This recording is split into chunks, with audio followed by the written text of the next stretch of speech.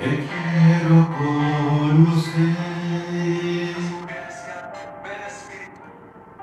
Ven, Espíritu, ven.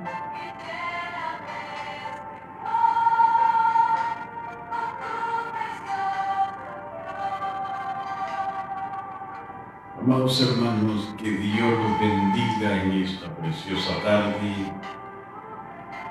Vamos a iniciar la transmisión del mensaje de este día y vamos a ir a la presencia del Señor.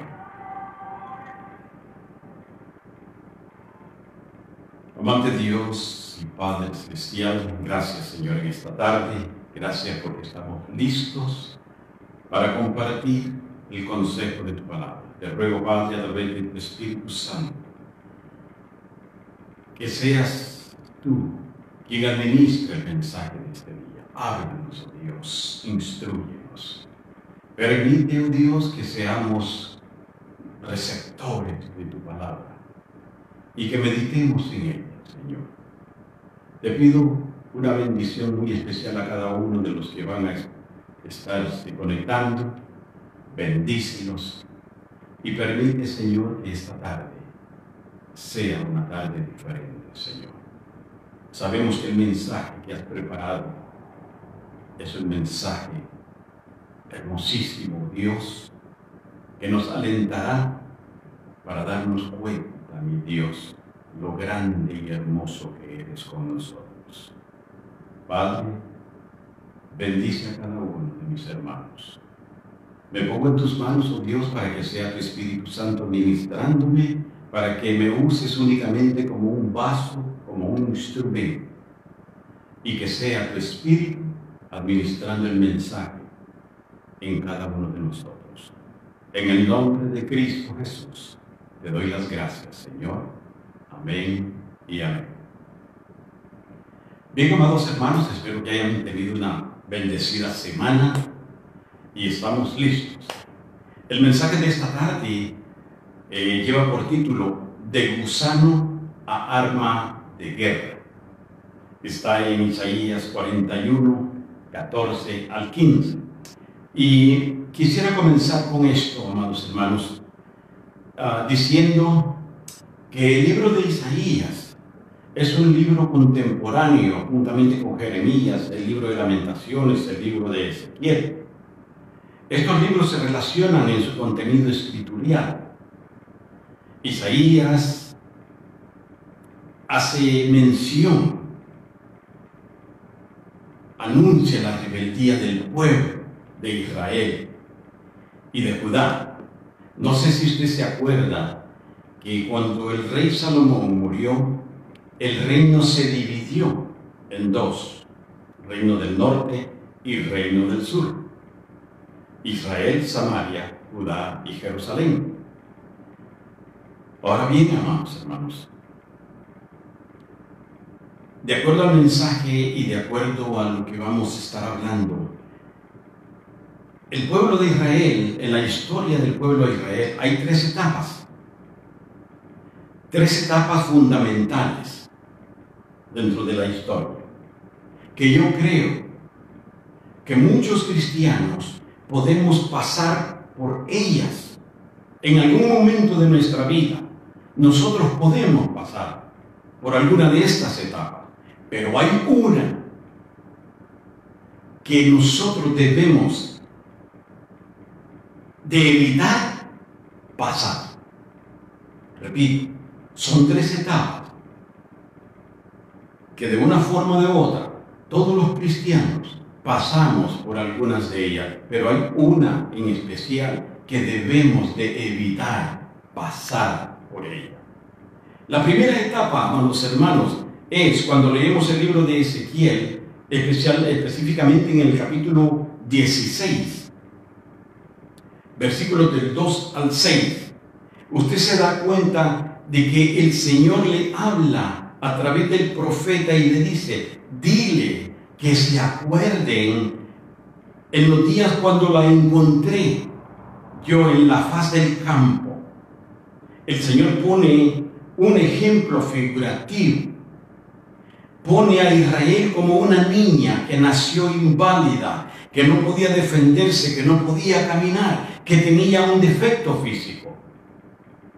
Y cabe recordar que los babilonios, cuando alguien de entre el pueblo tenía algún impedimento físico, no cargaban con él.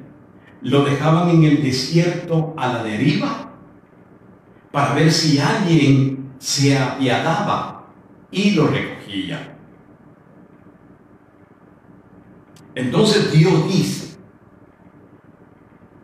yo te encontré como una bebita abandonada, que no fue cortado tu ombligo, no te fajaron, no te limpiaron la sangre, no te lavaron con agua con sal, no tuvieron cuidado de ti, te abandonaron a la deriva, pero yo te vi y te levanté.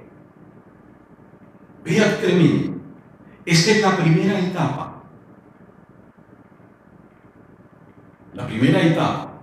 Ahora, yo le pregunto, ¿qué similitud encuentra usted en esta primera etapa del pueblo de Israel en comparación con nosotros como iglesia? Le explico. Cuando nosotros estábamos en el mundo, porque esto sucede en la primera etapa, sucede cuando el pueblo de Israel está viviendo en Egipto, donde nadie daba nada por el pueblo de Israel. Cuando usted y yo vivíamos en Egipto. Y le voy a contar un poquito de mí. Yo no puedo contar o hablar por usted porque yo no conozco su vida. La conoce Dios, pero no yo. Entonces yo tengo que hablar de mí, de mi experiencia, de mi vivencia. Y esta era mi vida. Cuando yo estaba joven, era un muchacho que yo vivía con mis dos tías y mi abuela.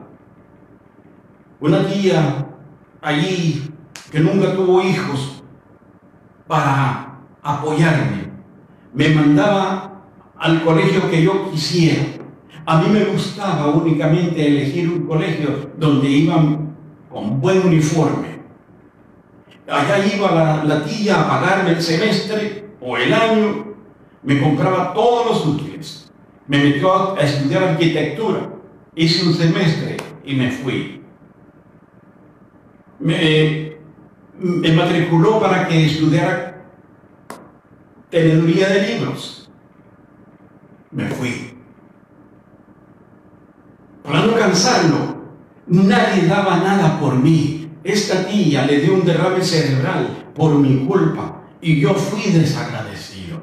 Ella se fue para Estados Unidos y las últimas palabras que me dijo: te vas a arrepentir. Y sí, me arrepentí. ¿Por qué? Porque mi otra tía se casó. Entonces se fueron de la casa, me dejaron allí, me dejaron la casa, pero se llevaron a mi abuela. ¿Por qué? Porque era una carga, hermanos, era un despreciable. Si yo llegaba en la cena y no había llegado en la casa todo el día, yo reclamaba desayuno, almuerzo y cena, y con gritos y sin aportar nada.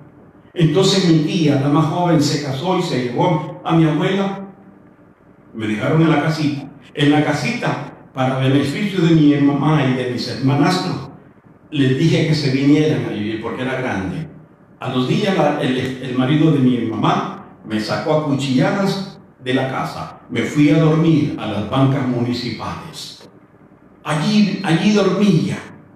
Me iba a los restaurantes en la noche a reírme de las estupideces de los borrachos para ver si me daban algo de comer.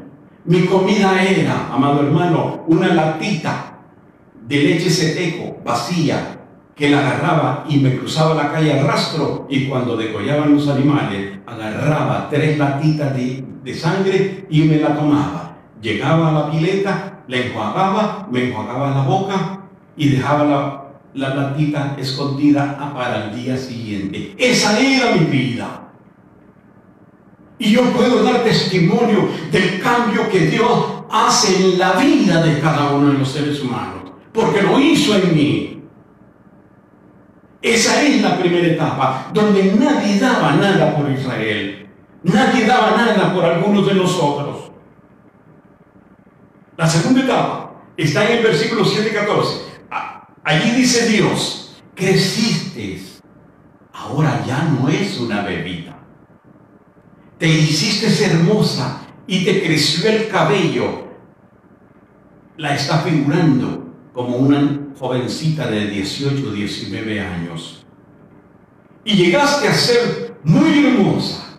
Tus pechos se habían formado y tu pelo había crecido, pero estabas desnuda y descubierta. En otras palabras, había crecido, pero estaba desamparada. Entonces dice Dios: yo entré en pacto contigo y me casé contigo.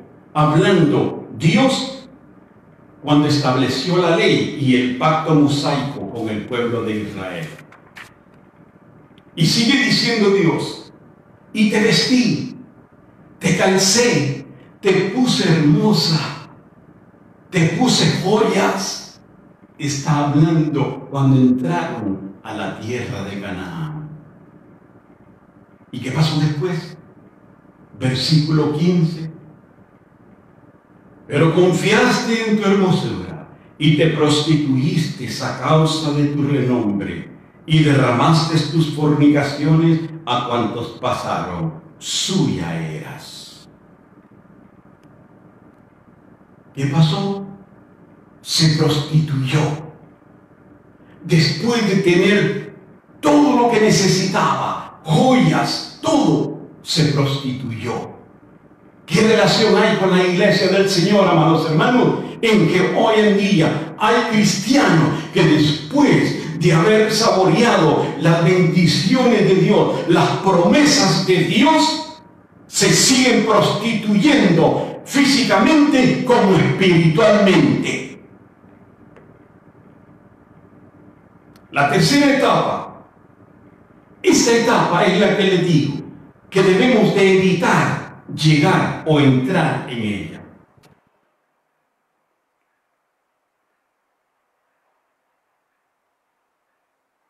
¿A qué nos lleva esta tercera etapa? Esta es una etapa donde podemos caer, podemos confiarnos de lo que tenemos y podemos desviarnos, amados hermanos.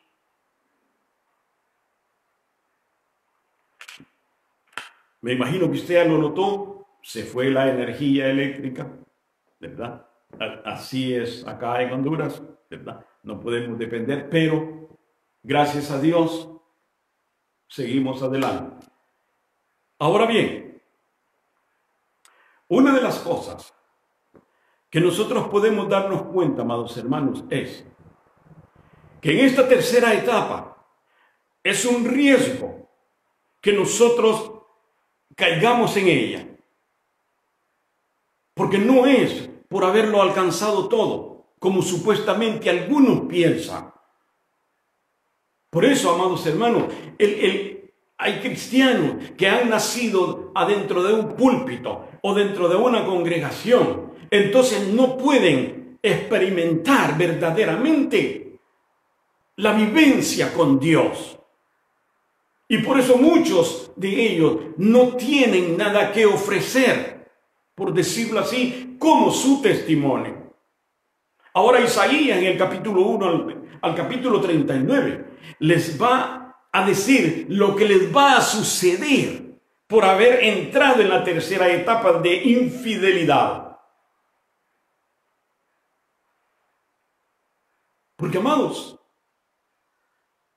cuando nosotros nos confiamos, como le pasó a Israel, pero confiaste en tu hermosura y te prostituiste, Cuando nosotros confiamos en que ya tenemos la promesa de la salvación y que podemos vivir a nuestro antojo,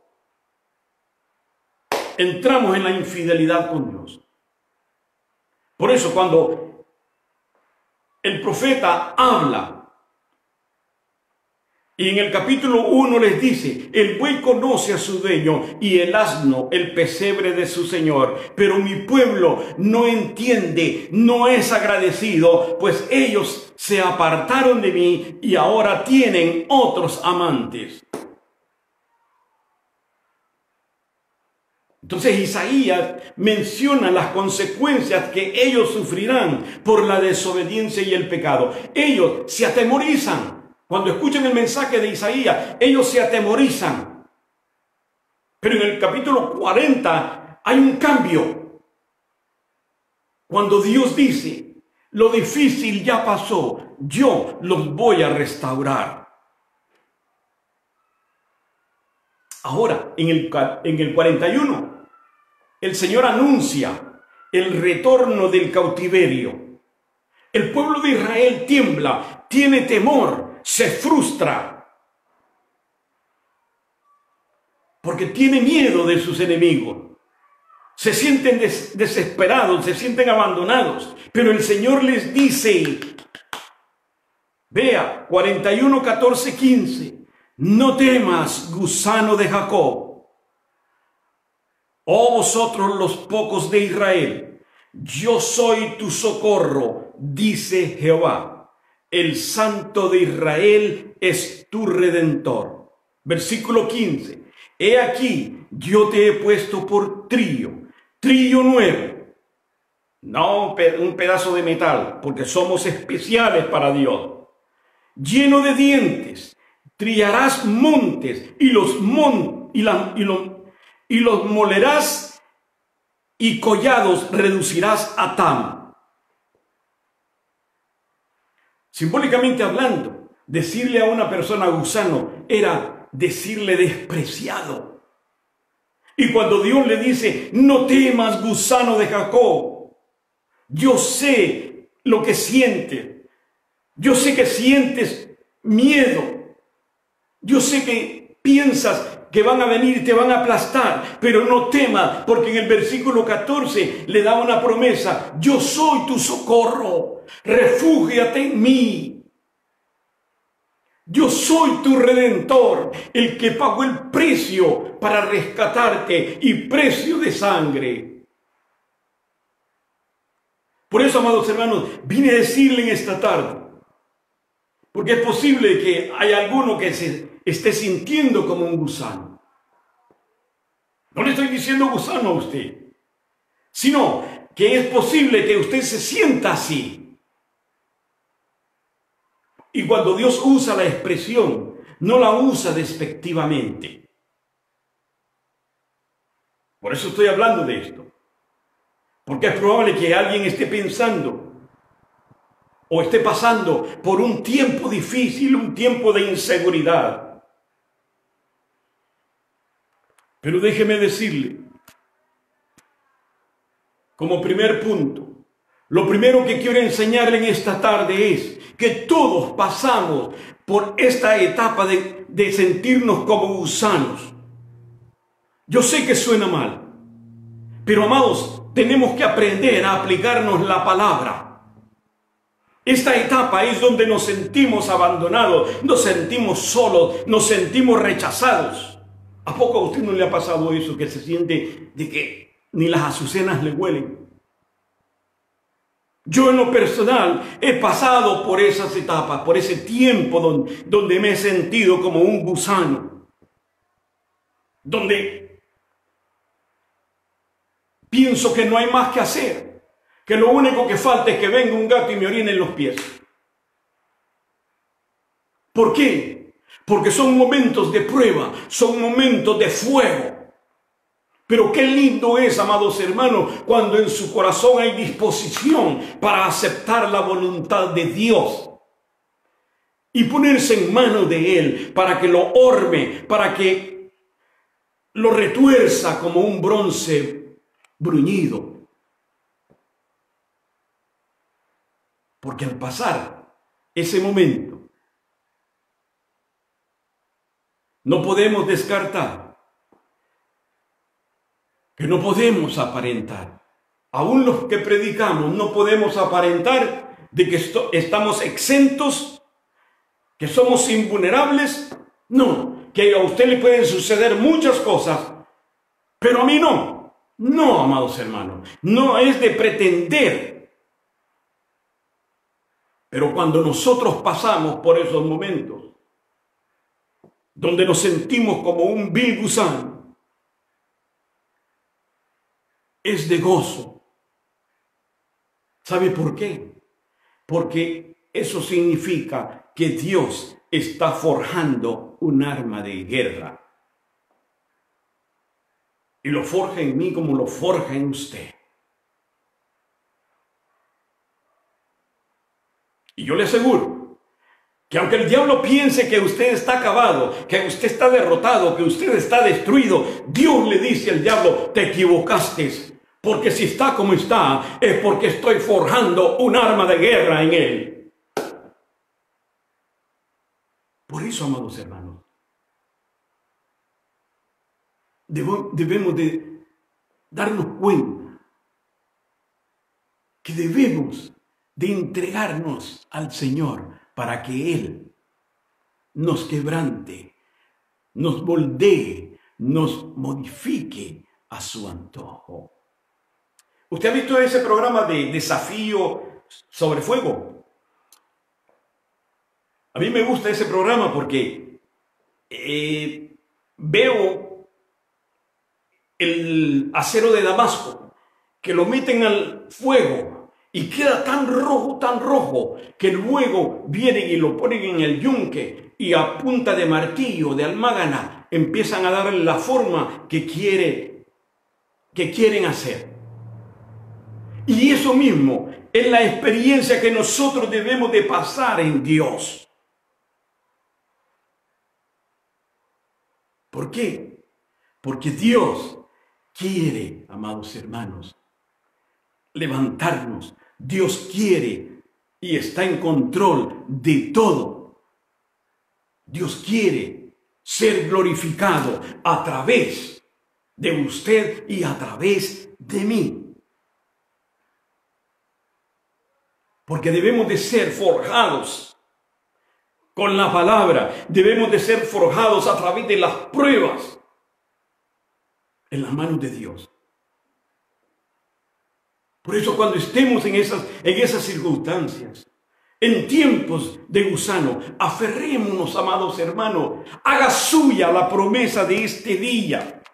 Le invito a que haga suya las promesas de este día en Isaías 41. Hágala suya. Cuando usted lea estos versículos, piense que es usted, porque son promesas. Vea: no temas, porque yo estoy contigo. No desmayes, porque yo soy tu Dios que te esfuerzo. Siempre te ayudaré. Siempre te sustentaré con la diestra de mi justicia. He aquí que todos los que se enojan contra ti serán avergonzados y confundidos, serán como nada y perecerán los que contienden contigo. Buscarás a los que tienen contienda contigo y no los hallarás. Serán como nada y como cosa que no es aquellos que te hacen la guerra. O sea que aquellos, amados hermanos, a los que a usted no les agrada, aquellos que lo vituperan a las espaldas, aquellos que levantan chismes y falsos testimonios contra usted, no se preocupe, porque usted tiene la promesa de Dios. Dios es su refugio. No temas, que yo estoy contigo. No desmayes, que yo soy tu Dios que te esfuerzo. Segundo punto, lo segundo que quiero enseñarle es que después de ese proceso que estamos pasando o pasaremos, Dios va a forjar un arma de guerra en usted. Ve el versículo 15 y 16. He aquí que yo te he puesto por trillo nuevo. Estas palabras son poderosas, hermano. Son poderosas.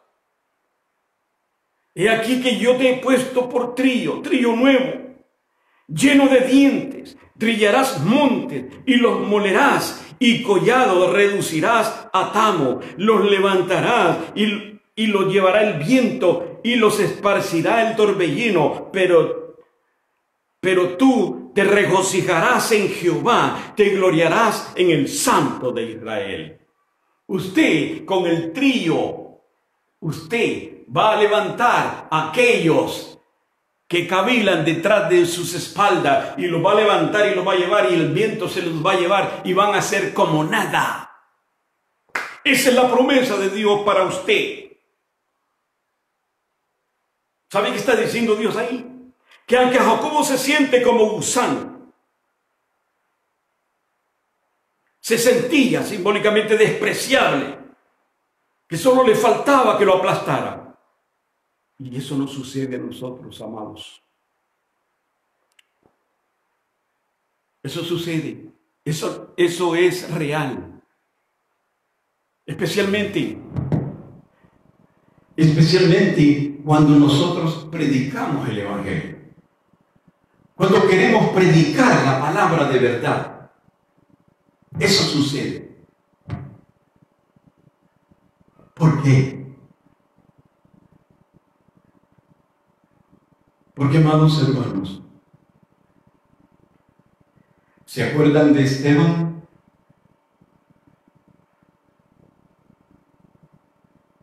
¿Por qué vituperaron a Esteban? ¿Por qué se ensañaron con Esteban? Porque Esteban los confrontó al pueblo y a los religiosos con la palabra, dejándoles ver lo que habían hecho con el Santo de Israel. Entonces no quisieron aceptar el mensaje, rechinaban los dientes hasta que lo apedrearon. Le dieron muerte, pero eso sirvió para que Esteban viera los cielos abiertos y viera a Jesucristo a la diestra del Padre. ¿Por qué, amados hermanos? Porque ahora, en algunas ocasiones, los predicadores buscan amigos, buscan la amistad de la gente y le echan agua a la leche y dan leche adulterada. Entonces la comodidad del pueblo es tan grande y tan nefasto de que prefieren más la amistad que la sana doctrina. Quieren hacer amigos. Entonces, como quieren ganarse el favor de los amigos, adulteran la leche.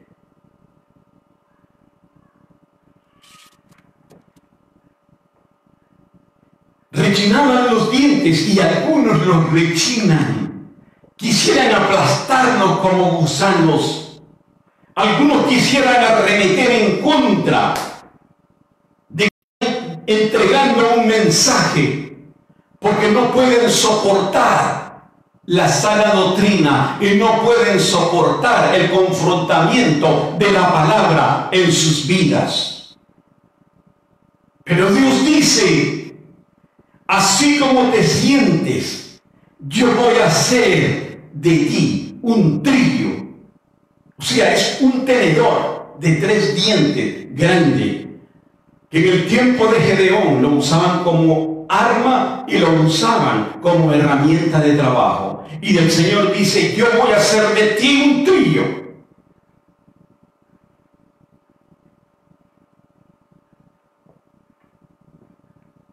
Ahora,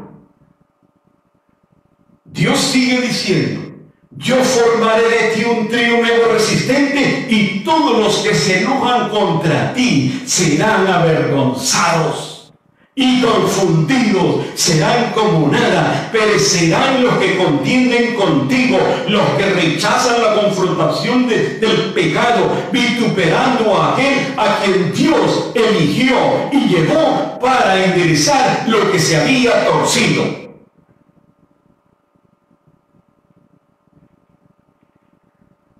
Y alguien dirá, las promesas de Dios son para todos, ¿verdad? Y bien dice, son para todos, pero todos, para los que estén dispuestos a pagar el precio de quebrantamiento de sus huesos, de sus almas, es para todos. Que estén dispuestos a ser forjados por la palabra. Es por eso que quiero enfatizar esto. Dios está forjando en usted un arma de guerra. No se desespere, porque esto es un proceso, amados hermanos, y un propósito. Déjese usar.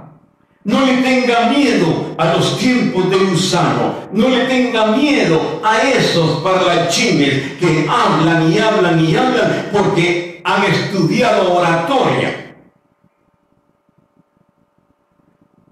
Pero de teología son unos ignorantes. Y algunos de ellos por eso están en el lugar que están. Pero de Dios no conocen nada, porque no tienen temor de Dios. Porque hay quienes viven su vida porque están asegurados, según ellos, con las promesas de la salvación de Cristo.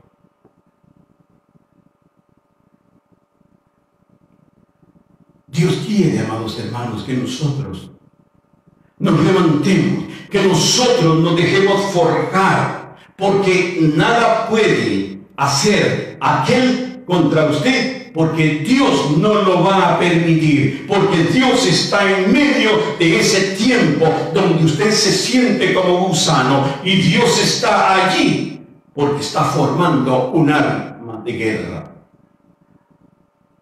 ¿Se recuerda de Job? ¿Cuántas veces Job se sintió como gusano? ¿Cuántas veces? ¿Recuerda a Pablo? ¿Cuántas veces Pablo se sentiría como gusano? Pero cuando escribe Romanos 8:28 dice, y sabemos que a los que aman a Dios, todas las cosas ayudan a bien. Esto es, haga la diferencia. Los que aman a Dios, todas las cosas les ayudan a bien. Esto es, en otras palabras, que si usted entra por el fuego, pero Dios lo mandó con un propósito. Todas las cosas ayudan a bien. Pero si usted entró al fuego por presentado, porque usted dice, todo lo puedo en Cristo que me fortalece, pero Dios no lo envió,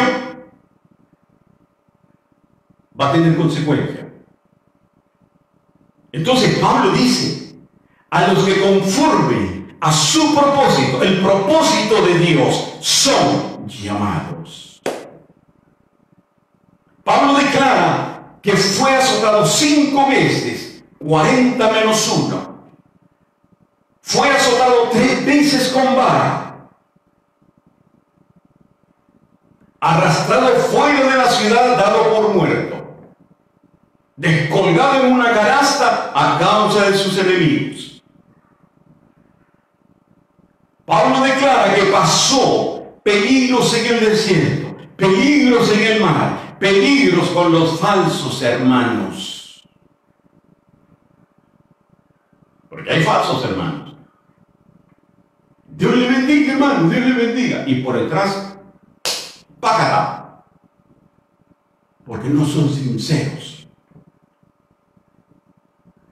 Pablo declara que aquellos que pensaron matarlo, Le hicieron un bien porque lo llevaron al tercer cielo, donde fue revelado por Cristo todas las manifestaciones escritas en la palabra. Pablo declara que fue encerrado en el calabozo de más adentro, pero Dios lo liberó produciendo un terremoto. Pablo declara que lo llevaron a Roma y la nave se partía, pero el ángel de Dios le dijo: no temas. Pero Pablo entendía que Dios estaba forjando un arma de guerra en él. Amados, lo que estoy diciendo es para animarlos. Es para animarlos, amados hermanos, que no importan las circunstancias ni las adversidades por las que usted pase o pasará, Dios está con usted y usted será un arma de guerra en manos de Dios. Recordando que las pruebas y las situaciones adversas o difíciles por las que usted y yo pasamos tienen un propósito. Y ese propósito es alentar al débil en la fe. Ese es el propósito, que alentemos al débil. ¿Cuál es la situación que está viviendo? Confíe en Dios. No desmaye, no dude de que Dios está forjando un arma de guerra en usted. Alentemos a otros. Compartamos las promesas de Dios con aquellos. Tercer punto. Su transformación será tan grande, que al ver quién era y verse lo que es hoy, estará convencido que la transformación no fue porque usted lo decidió, sino por la presencia de Dios en su vida. Digo esto porque hay gente que cree de que se cambia así por así, que usted cambia de hacer una cosa cuando usted quiere. O no, el borracho dice: yo dejo de tomar cuando a mí me daba ganas. No, nuestra naturaleza humana siempre va a ir tras lo malo. El adúltero, el fornicario, el infiel, va a ir tras lo malo. ¿Sabe el infiel que es malo? Sí sabe, pero le gusta. Como dice el dicho: gallina que come huevo, aunque le quemen el pico. Es infiel porque está confiando en que un día le hizo así y aceptó a Cristo. Entonces está descansando en eso para hacer de su vida un papalote. Pero todo tiene consecuencias. Amados, veamos lo que dice el versículo 17 al 21. Los afligidos y menesterosos buscan las aguas y no las hay. Seca está de sed su lengua. Yo, Jehová, los oiré. Yo, el Dios de Israel, no los desampararé. En otras palabras, Dios está diciendo aquí: sienten temor de sus enemigos.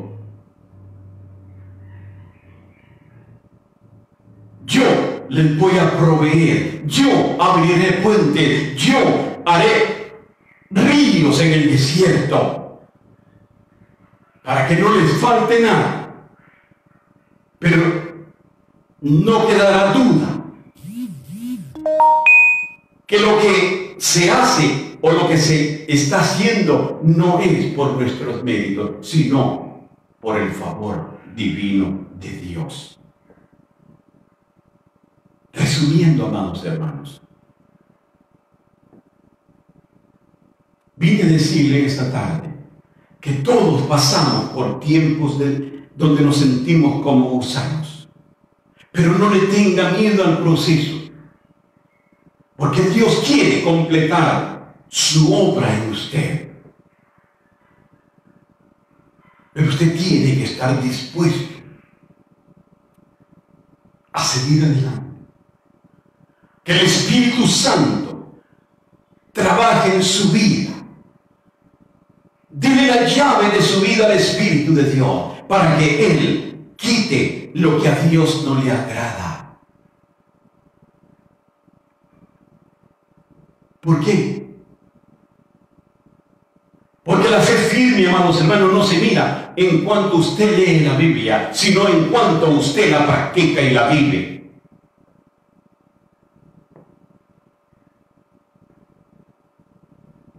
La fe firme no se mira en que usted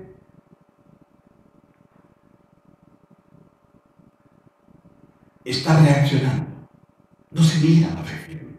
La fe firme se ve cómo usted se comporta cuando confronta las situaciones adversas y está pasando por el valle de lágrimas.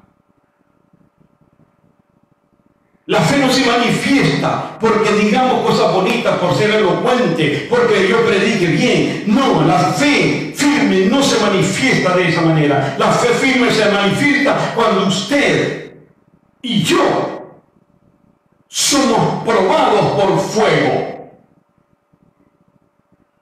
y resistimos. Allí es la fe. Alguien dijo, la fe como el oro tiene que ser probada, porque la fe que no es probada es una fe en la que no se puede confiar. Un ejemplo.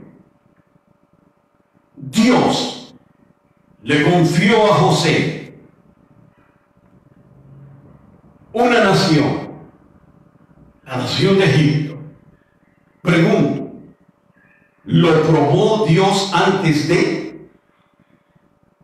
Sí, porque la Biblia dice, el dicho de Jehová lo probó.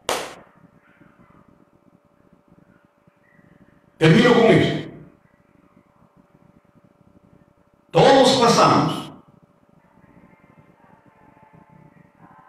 por situaciones difíciles, pero la diferencia, amados hermanos, radica en cómo nosotros confrontamos las situaciones.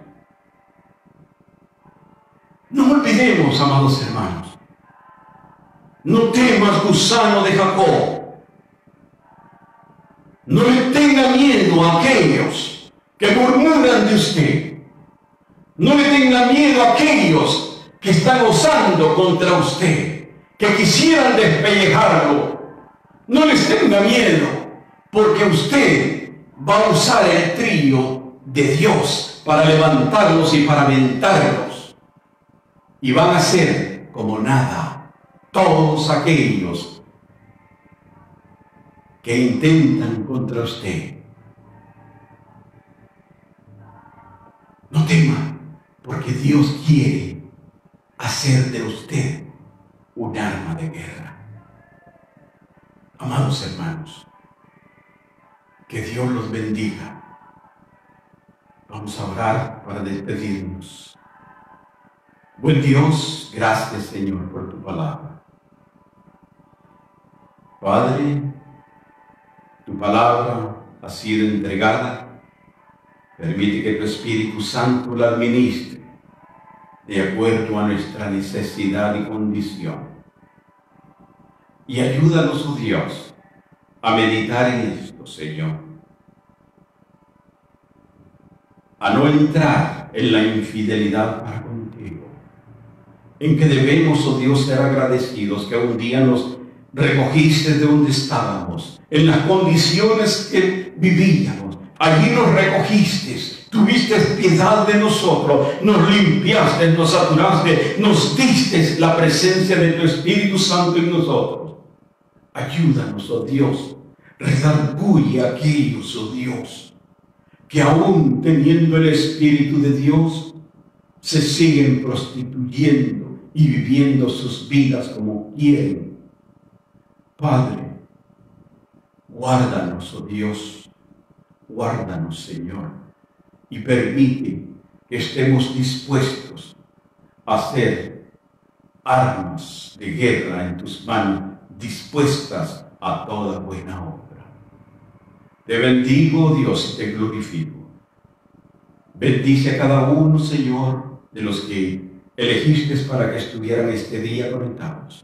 Bendícelos grandemente. Y que el mensaje de esta palabra, Señor, haya trascendido el corazón y la mente de cada uno de ellos para que esta semana podamos ser diferentes y estemos dispuestos a que tu Espíritu Santo quebrante nuestra vida.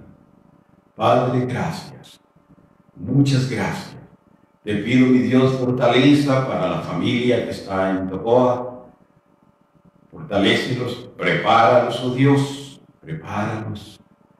Y que en tu presencia, Señor, esté vigente, Señor. Te encomiendo, Padre, a tu hija. Guárdala, mi Dios, y cuida de ella. Gracias, Señor, por la oportunidad de predicar tu palabra. Gracias, en el nombre de Cristo Jesús. Amén y amén. Que Dios los bendiga, amados hermanos.